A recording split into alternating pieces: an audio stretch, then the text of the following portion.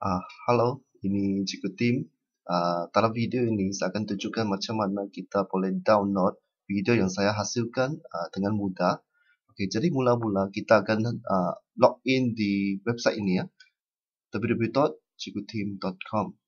Dan selepas kita enter address ini, kita akan masuk ke website saya inilah.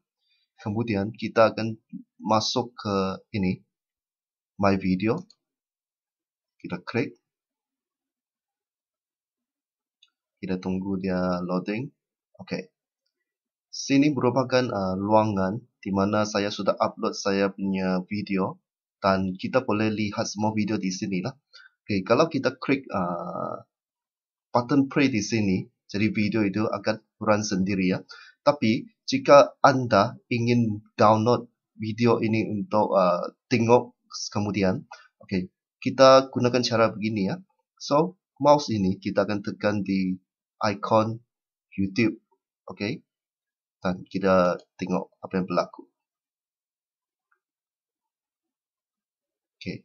Setelah kita klik itu, kita akan masuk ke YouTube. Dan next step, kita perlu copy address yang ada di atas. Okay, kita highlight. Kita right click. Copy. Dan seterusnya, untuk download, kita perlu gunakan satu website lagi yang dinamakan sebagai Keepvid. Okay, kita akan masuk ke website www.keepvid.com. Okay, jadi daripada alamat address yang tadi kita copy tadi, kita copy di sini. Right click, paste. Kemudian kita klik download. Kita tunggu dia loading.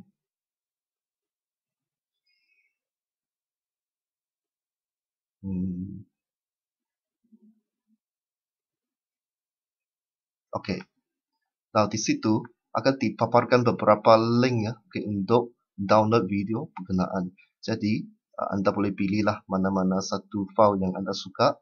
Katakan saya nak pilih MP4, file MP4, size dia 22.7 MB. Okey. Saya akan right click yang ini. Right click. Dan saya akan tekan, saya akan klik save link as. Okay, kemudian dia akan paparkan satu dialog box, tanya kita di mana kita mau save video tersebut. Okay, katakan saya mau save di desktop, jadi saya tekan save saja. Ataupun kalau anda mau tukar nama dia, boleh tukar. Tapi untuk saya tidak mau tukar, jadi saya tekan save saja. Dan kita akan tunggu sehingga dia habis download. Untuk melihat status download, kita boleh gerakkan cursor kita, ke bahagian sini. Kita klik.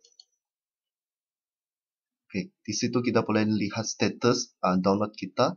Jadi apabila bar ini dipenuhi oleh warna hijau keseluruhan dia, maksudnya video tersebut telah di-download selengkapnya. Jadi saya pause video ini sekejap sehingga dia habis download. Okey, pada status sekarang video akan siap tak lama lagi ya. Okey, sudah siap. Jadi kita boleh klik di sini dan dia akan play sendiri.